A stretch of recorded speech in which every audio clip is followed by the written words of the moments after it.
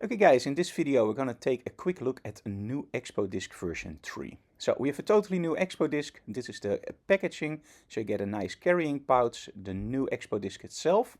We now also have a ring included, so it's much easier to mount it on your lens.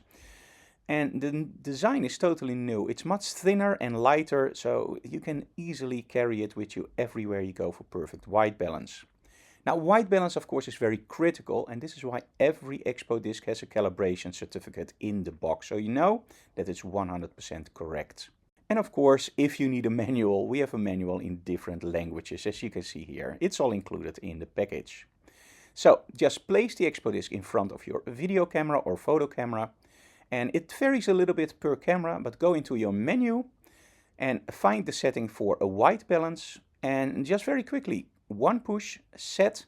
It will vary a little bit per camera, but this is about how easy it gets. And press OK. Perfect white balance with the ExpoDisc.